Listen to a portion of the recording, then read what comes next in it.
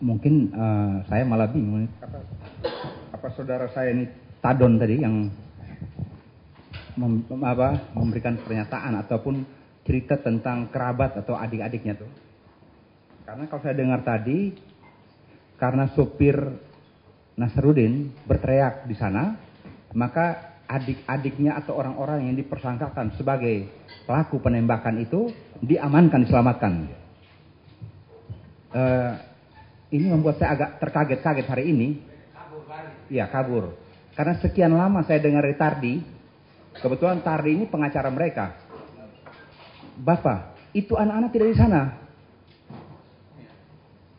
Tidak di sana itu anak-anak. Tapi kalau adik ini bilang, itu anak-anak karena dia berteriak sopir itu, maka ini artinya anak-anak itu ada di sana. Saya tanya Tardi, dari mana kau tahu itu anak-anak tidak di sana? Bapak bisa cek nomor HP-nya dia di mana saja itu waktu. Jadi sampai dengan kesini saya tadi berpikir, ini anak-anak belum mengerjakan apa-apa, sudah mendapatkan ucapan terima kasih berupa honor yang dia tidak mengerjakan. Tapi pernyataan adik tadi membuat saya harus berpikir kembali mengenai kesimpulan saya itu. Satu, kedua, tentang apa Pak Masir. Saya kebetulan saya mau nanya, apakah berita acara pengungkapan kasus 26 April ini menjadi kelengkapan berkas? Karena ini cuma teknik penyidikan yang fatal ini menurut saya. Karena dia katakan berita acara itu biasa disebut dengan pada hari ini tanggal 26 April 2009 pukul 11 saya Tahan Marpaung membuat berita acara ini. Artinya dia buat berita acara ini pada tanggal 29 April. Tetapi di pointer 19, 20 dan 21 dia omong dari hasil pemeriksaan dilihat di hari Selasa 28 April dilakukan penangkapan Sigit Haryo. Dari pemeriksaan begini begitu pada bulan Mei 2008. Jadi pada 26 April dia tulis ini, dia sudah membuat penangkapan untuk hari-hari berikutnya. Kalau ini jadi kelengkapan berita acara. Kelengkapan berkas. Saya tidak mengerti jaksa yang membaca ini karena dia harus meneliti. Ini berita acara buat tanggal 26. Tapi 28 dia muat. Kemudian awal Mei dia muat.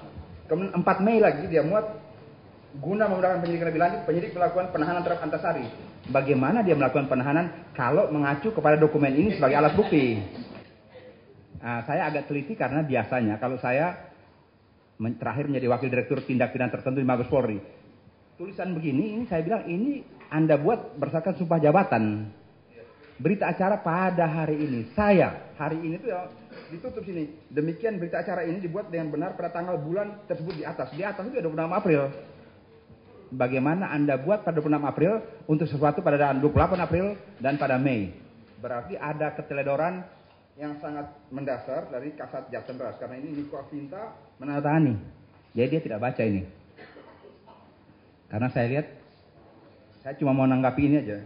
Ya, jadi memang kalau tadi saya dengar ini kalau pendekatan hukum semata, konstruksi berbagai dokumen ini sudah orang Sunda katakan udah babaliut ini. Muntir ya. Melintir. Tapi bagaimana dalam kondisi melintir ini kok jadi kayu atau jadi perkara gitu. Karena saya punya tugas dulu di Mabes itu pengarah acara, wakil direktur itu pengarah acara sambil memeriksa kembali apa-apa yang dikerjakan oleh penyidik sejauh mana Anda punya berita acara itu sudah sesuai dengan apa yang ditanyakan, didengar, dia lihat dan dia ketahui sendiri. Karena itu terminologi saksi kan itu. Hukum acara bilang. Saya tidak tanggapi banyak. Tapi saya pada akhir masa purna jadi polisi ini semakin banyak jadi bodoh. Walaupun mungkin mestinya saya tahu. Tapi saya tidak bisa menjawab karena ini membuat saya bingung. Mungkin ya Pak Johnson atau Mas Maklir yang karena sekian lama jadi polisi, kita tidak mungkin melihat muka kita di cermin secara baik. Orang lain yang melihat itu.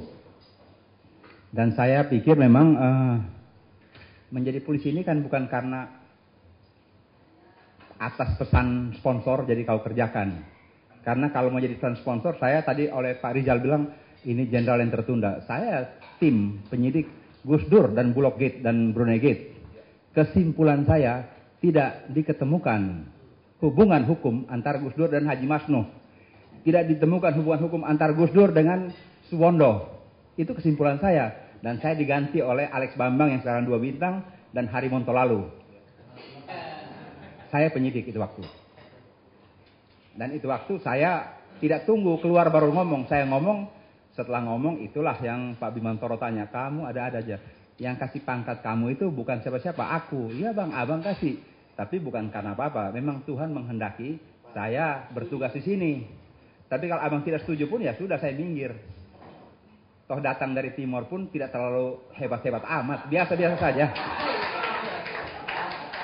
Nah. Dan untuk itulah zaman itu saya masuk kerangkeng tahun 2001 dan dibela oleh teman saya ini.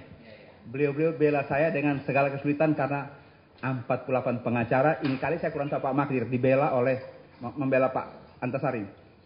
48 pengacara bela kami di Kelapa II, kesulitannya tolong Pak, ini uang buat transport.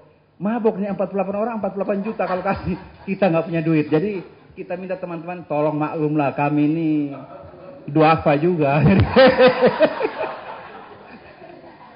Karena setelah bela itu soal, karena menurut kami tegaknya hukum harus berjalan, tidak ada juru selamat yang menolong kami. Kalau yang teman-teman lain ada juru selamat, kami tidak punya itu waktu. Yang kita harapkan membantu malah semua lari. Teman dekat pun ketakutan karena kita kayak orang-orang kena virus HIV itu waktu. Tapi inilah dokter dan dukun spesialis menolong kami sehingga pemberitaan 8 Pamen itu bisa terangkat. Saya tidak bisa komentari banyak karena berita acara ini dan Adinda punya keterangan karena berbeda sama Tardi, artinya saya yakin benar sampai tadi bahwa itu orang-orang Flores itu yang saya kenal, mereka pada saat itu tidak tahu menahu. Tapi ternyata ada tahu sedikit-sedikit. Nah sudah saya no comment aja lewat.